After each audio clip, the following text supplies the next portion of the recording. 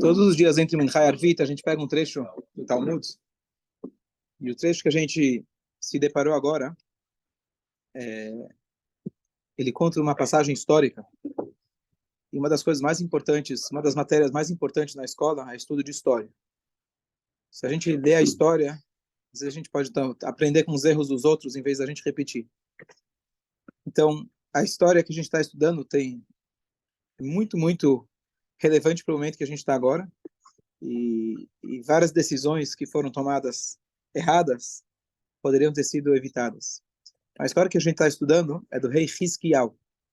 O rei Hizquiyahu, ele vivia na época do primeiro templo, ele fazia parte da dinastia do reinado de David. Depois do falecimento do rei Salomão, Shlomo HaMelech, o reinado se dividiu em dois. Aconteceu uma coisa que nunca aconteceu na história, foi uma divisão entre o povo, direita e esquerda. Então, alguns foram para 10 tribos seguiram os outros reis, chamado Malchei Israel, e só 2, 3 tribos ficaram com a dinastia de David. Então, na época, era o rei Hizquiyahu. E a Gemara conta algumas coisas a respeito deles, a respeito da vida dele. Então, eu queria hoje fazer uma recapitulação da vida dele, o que ele fez, e da guerra que ele teve que enfrentar com o grande inimigo da época, que era o Sanherib. Sanherib, ele é rei da Assíria. Essa Assíria, ela estava conquistando o mundo. Ela fez, na verdade, uma grande mistura entre todos os povos. Hoje a gente não sabe, por exemplo, quem é Amalek, quem é Edom, quem é Moab, todos os povos, inclusive quem são descendentes de Ismael. Muitos se dizem descendentes, netos de Avraham Avinu por Ismael, mas todos esses se perderam e ninguém mais pode dizer com certeza de quem ele é descendente, porque esse rei da Síria, parte do plano dele foi misturar os povos. Na hora que eu misturo os povos, cada um já perde a sua identidade, e dessa forma ele conseguia o domínio dele. Então, esse rei Hizquiyahu, ele era o rei sobre Jerusalém, porque os reis da dinastia de Davi continuaram em Jerusalém, e ele era um grande tzadik.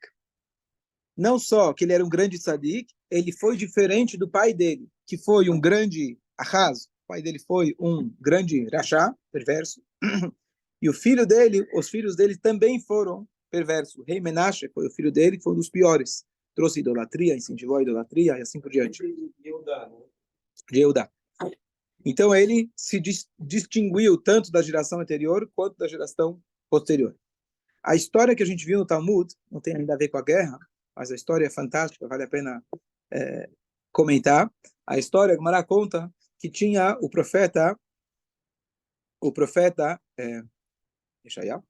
Não era Yeshayahu ainda? Não, é Elisha? Não. Você pega em cima da minha mesa, tem aquele livro preto, grosso. Está em cima da mesa ou está logo em cima dos livros? Mas que descendência tinha de Davi? Ele? Filho, neto, era... Não. Neto, bisneto, pouco mais. Talvez. O profeta, logo vou confirmar, que era Yeshayahu. E o que acontece é que o profeta não queria visitar o rei, e o rei não queria visitar o profeta. E o profeta tinha uma mensagem. Obrigado. Deus, pode ganhar sobremesa hoje.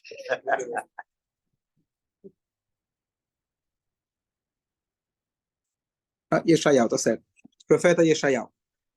O profeta Yeshayahu, só para lembrar, é aquele que ele fez a profecia várias vezes, avisando que se o povo não fizesse tchuvá, o primeiro templo seria destruído. Depois ele foi morto, justamente pelas profecias dele, achando que se eu vou matar o profeta, eu resolvo o problema. E ele, então, o rei achava que o profeta deveria visitá-lo e vice-versa. Não por uma questão de ego, sim por uma questão de quem deve honra a quem, mesmo pela hierarquia da Torá. E Hashem, ele fez um jeito para que ninguém tivesse que quebrar o seu protocolo. Hashem fez com que o rei Hizquiyahu ficasse doente, e assim o rei tinha que visitá-lo, não por uma questão de honra ou não, mas é a mitzvah de visitar o doente. Quando ele vai visitá-lo, ele chega e fala para ele: olha, queria te contar uma coisa, você perdeu o mundo vindouro e você também perdeu o mundo aqui que você está condenado. Ele falou: por quê? Ele falou: porque você não casou até hoje e você está evitando de casar. E a mitzvah nossa, a primeira coisa que Deus falou para Adão, que a gente multiplique, frutifique, dê continuidade ao mundo. Ele falou, tudo bem, mas eu não casei por um motivo muito importante. Qual era o motivo? Ele previu profeticamente que os filhos dele seriam perversos. Então, para que eu vou casar? Para ter filhos perversos que vão contra Deus? E aí o profeta responde para ele, você não tem que se meter nos assuntos divinos. Deus mandou você ter filhos, você faz a sua parte. Vai acontecer, vai acontecer. Não, você não pode entrar nos assuntos divinos. Que, aliás, é por isso que não foi dado para a gente a visão de muita coisa. Se a gente visse, a gente ia tentar interferir nos planos divinos e só ia trazer prejuízo. O plano divino vai acontecer de qualquer jeito. E aí ele fala, bom, se é então para eu casar, faz o seguinte, me dá a sua filha. Você não está brigando comigo que é para eu casar? Tá bom, então me dá a sua filha. Quem sabe o meu mérito somado com o seu mérito, a gente consegue mudar o plano. Ele falou, não adianta, o plano já está escrito, já está assinado, não tem mais como mudar. E aí, nessa hora, o rei fala para ele, sai daqui, vai embora daqui. Você e sua profecia, retirem-se. Por quê? Porque eu aprendi da casa do meu avô que mesmo que uma espada esteja já colocada no seu pescoço, a pessoa não pode deixar de pedir misericórdia para Hashem. E aqui tem tem discussão qual é a origem dessa frase, se aconteceu com o rei Davi, quando estava sendo perseguido, ou com outro momento da história, mas mesmo quando a espada está no pescoço, né, o cara está já na rupá, ainda dá para voltar atrás. Não puxou o banquinho, ainda dá para voltar atrás, viu? Aquele cara que tentou pisar em cima do copo, 3 vezes o copo fugiu. Avisaram, te avisaram. Você não tomou, ainda dava tempo. Bom. Aí na última, embaixo o pé todo. Então, e ele fala, bom, a gente nunca pode desistir. Então, tanto desistir, na verdade, seria do decreto que ele tinha dele perder a sua vida. E aí, inicialmente, foi essa a ameaça que ele teve, o decreto que ele teve do profeta. E tanto ao fato de que ainda a pessoa pode fazer chuva, mesmo no último instante. Eu não vou desistir. O que é estranho, que no início ele não queria ter filhos. Depois que ele escutou a admoestação do profeta, ele fala, não, eu vou e vou com tudo e tenho certeza que a Hashem vai ajudar. Bom, passou um tempo, então o profeta acabou dando a filha dele para se casar com ele. Então ele se casou e eles tiveram 2 filhos. O primeiro chamava Rav Shaka, é um nome complicado de dizer, e o segundo era o Menashe. Eles ainda eram pequenos, eles estavam no ombro do pai, o pai estava levando eles no ombro, né, nas costas, e um vira para o outro e fala, olha, tá vendo aqui a cabeça do papai? Ela poderia ser muito boa para ser ofertada junto com a idolatria. E o outro fala, daria para fazer um bom churrasco com a cabeça do pai. Que filho. Trágico, trágico. E ou no susto, ou se controlou naquele momento, ele joga os 2 do ombro dele. Um cai e já morre. Que é esse Rav Shaka. E aí tem discussão se foi de propósito, foi sem querer, etc. Mas essa foi a reação dele imediata. E ainda ele declarou que isso acontece para aqueles que vão contra a Kadosh Baruch Hu. Lembrando que ele já sabia de antemão qual que era o destino deles. E o segundo foi o rei Menashe, que sobreviveu e acabou se tornando um rei extremamente perverso. Bom, mas ao longo da sua vida, do seu reinado, ele foi muito bom para o povo de Israel. E uma das maiores conquistas, eu estava outro dia, a gente recebe vários WhatsApps, né? A maioria são inúteis, mas alguns tem. Uma vez eu recebi de alguém, ele mandou 30, 40 perguntas para você provocar uma discussão com seu filho, adolescente, etc. E uma delas é, se você fosse o presidente do país, qual lei você colocaria? Você tem 2, 3 leis para você colocar. Qual lei você faria? Então, você pode pensar bastante, mas uma das coisas que conversando veio à mente é melhorar a educação. Porque se você melhora a educação, isso vai melhorar o crime, isso vai melhorar a saúde, isso vai melhorar tudo. Tudo começa na educação. Tudo começa na educação. Então, provavelmente, a maior parte dos recursos colocaria na educação. Então, na época desse rei Hizquiyahu, foram e fizeram como se fosse uma enquete e passaram por todo o país e viram que não havia sequer uma mulher ou uma criança, uma mulher que na época não tinha instrução, ou uma criança ainda no início do seu estudo, que não era expert nas leis de pureza e impureza. Leis de pureza e impureza são mais complexas que Shabat, Kasher e leis de pureza familiar juntos. É aquele negócio, você tocou aqui, aquilo tocou em outra coisa, tocou uma terceira, tudo invisível, e isso pode estar puro, impuro, que na época do templo era essencial para a pessoa poder ir até o templo, comer certos alimentos sagrados, e todos, sem exceção, eram experts nessa área. Ou seja, até nessa área tão difícil, todos tiraram 10. Então você pode imaginar o nível de instrução, como ele realmente investiu recursos dentro do ensino de Torá, e ele conseguiu essa transformação incrível dentro do povo. Então isso trouxe para ele muitos méritos. E aqui vem o início da história da guerra. No 14º ano do seu reinado, ele reinou por 29 anos, se não me engano, 14º ano do seu reinado, ele começou a sofrer a ameaça desse Sanherib, que ele era o rei da Síria, que ele estava conquistando província após província, cidade após cidade, e ele estava ameaçando chegar em Jerusalém. De fato, as tribos que estavam em volta, que não residiam em Jerusalém, foram as 10 tribos que se perderam até o dia de hoje. Foi nesse momento histórico que aconteceu. Ele estava ameaçando chegar em Jerusalém. O que acontece? O rei de Israel, esse Hisquiel, ele tomou uma iniciativa. Falou, vamos fazer as pazes com o nosso inimigo. E ele ofereceu 300 kikar, um valor, um peso, sei lá, toneladas de prata, e dessa forma ele poderia acalmar a fúria do inimigo. E para isso, o que ele fez? Não só que ele esvaziou todo o tesouro real, ele também, ele ou raspou, ou ele pegou literalmente as portas do templo, que eram feitas de uma de cobre, outras de ouro, e etc. E com elas ele conseguiu pagar esse tributo. Adiantou? Então, às vezes você dá Gaza, você dá Hebron, você dá Ramat Golan, Yehudá Shomron, e você vai dando para o leão achando que ele vai comer você por último. Tá certo? Então, isso é uma das coisas que a gente estava estudando, que os Chachamim não concordaram com ele. Isso que ele raspou, ele pegou as portas do templo para dar dinheiro para o inimigo, achando que dessa forma ele ia conseguir a paz, não adiantou absolutamente nada. Segunda tentativa, agora do rei da Síria, ele ofereceu como se fosse um tratado de paz. Tratado de paz nos termos dele. Ele mandou um general dele, e esse general, curiosamente, tem o mesmo nome daquele filho que faleceu do rei, Rav Sheka.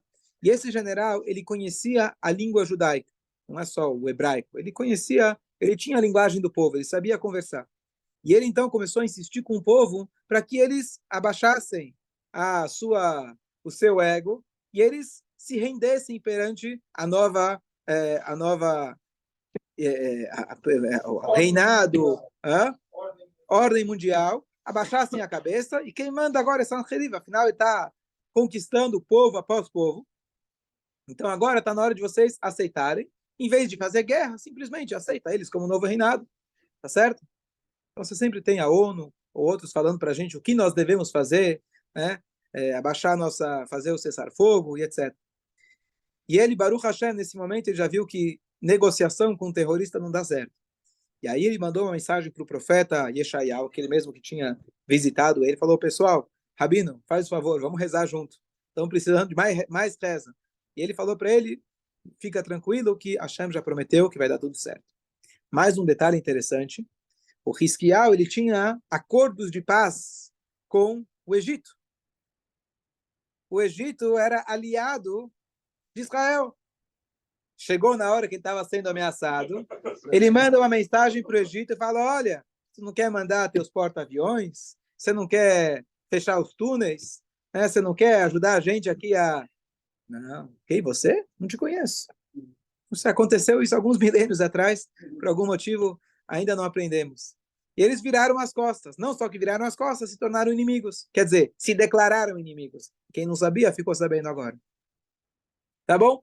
Então agora ele se viu sozinho e ele entendeu que a única forma seria ele rezar para Hashem. Então ele reuniu o povo, tomou as atitudes práticas importantes, estratégias de guerra. Ele foi lá e colocou mais uma muralha em volta de Jerusalém. Ele colocou pontos de vigia, onde estratégicos, onde eles poderiam, como se fossem torres, onde eles poderiam atirar de lá e se defender. Aqui ele fez um detalhe que a gente pode discutir depois, ainda não consegui descobrir exatamente, mas o campo inimigo, eles já estavam acampados perto de Jerusalém.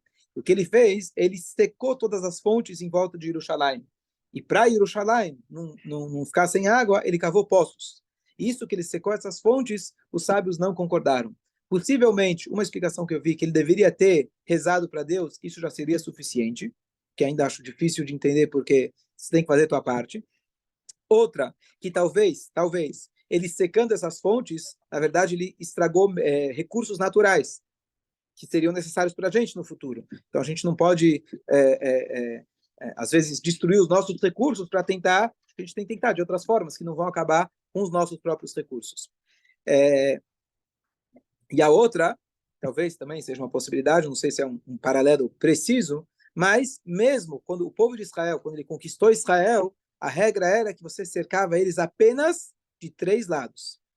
Você sempre deixava um lado para quem quisesse, tinha o corredor humanitário, quem quer sair, pode sair. Aqui, na verdade, estavam sendo atacados e não atacando. Mas, talvez, ainda assim, deveriam ter deixado água para os inimigos. E assim, em plena guerra, a gente manda recursos, manda eletricidade, manda gasolina, manda petróleo. Para onde vai? A gente sabe para onde vai. Mas esse é o povo judeu. Em plena guerra, a gente ainda deveria ter deixado os recursos minimamente, para eles poderem ter água. Bom, então por isso ele foi criticado pelos sábios. Bom, em resumo, o profeta vira e fala para ele, não se preocupe, Hashem vai salvar a gente. E chegou a noite de Pessah, justamente a mesma noite da saída do Egito, nenhum de nossos soldados levantaram sequer um dedo, e milagrosamente Hashem mandou um anjo, e ele esmagou e fez a derrota total dos inimigos. Essa história que aconteceu na história de Pessah, e se não fosse isso, provavelmente não teria mais povo judeu. Porque as 10 tribos sumiram. Só tinha 3 tribos sobraram. Judá, Benjamim, a tribo de Levi. Se ele tivesse invadido, acabou. Ele teria feito a mesma coisa que ele fez com as outras 10 tribos.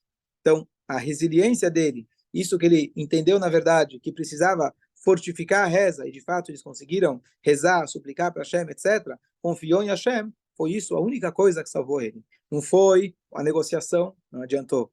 Não foram os aliados, também não adiantaram. Tentar se render também não é uma opção. A única opção é a gente ficar firme, ficar forte, fazer nossa parte, tanto material quanto espiritualmente. A história se repete, basta a gente ler, ver como as coisas se repetem. O povo de Israel, infelizmente, já passou por muitas e várias, e agora chegou a hora da gente realmente saber que vai Kadosh Baruch Hu Matzilenu Miyadam, o único que realmente salva a gente em cada geração. Ontem teve o Kinuz HaShluchim mundial, e fizeram simultâneo em Israel e nos Estados Unidos, que os rabinos de Israel foram incentivados a não sair em plena guerra, que eles estão lá dando realmente apoio. Muitos ainda foram, que conseguiram deixar substitutos, etc. Então teve simultâneo esses dois que no sim. Então tem vários momentos muito impressionantes, se alguém chegou a assistir, mas você tem lá,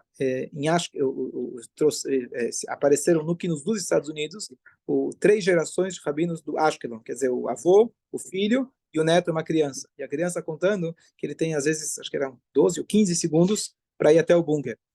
E ele conta que ele cresceu assim, né? Para ele isso é o dia a dia dele. Ele pegou essa ideia e ele falou que esses 15 segundos na verdade, a gente pode ver como a gente pode fazer uma mudança, mudar o mundo positivamente em 15 segundos. Às vezes a gente, no lado negativo, a gente tem que fugir em 15 segundos, em 15 segundos, a gente pode realmente transformar o mundo. Esse foi um relato muito bonito. Outro relato muito bonito, quem estava falando, na verdade, o palestrante principal, um rabino, conheci ele, é um pouco mais velho que eu, mas conheço ele da África do Sul, conheci ele na Austrália, cara, ele é rabino hoje de uma grande comunidade judaica na África do Sul. Tem muitos judeus lá, são muito tradicionais. Ele é a grande sinagoga, ele é o rabino atual. E ele foi o keynote speaker, né, o palestrante principal.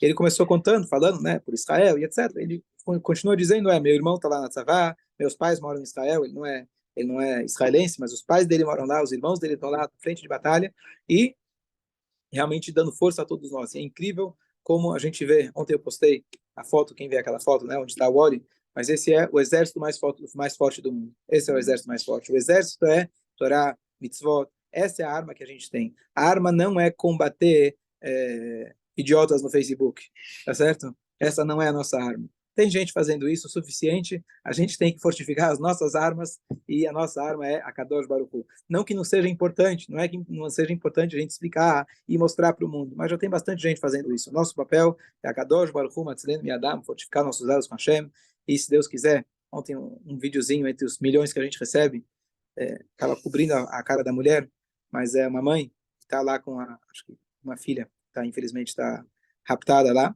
e ela berrando, chorando, pessoal, não tem direita, não tem esquerda, não tem esquerda, não tem direita, parem com essas bobeiras, é um povo só, é por causa, ela falando, né, quem somos nós para julgar, é por causa disso que minha filha foi sequestrada, vamos parar com isso, não tem direita, não tem esquerda, berrando do fundo do coração, a hora que a gente se unir, tudo vai voltar ao normal, que seja assim, se Deus quiser.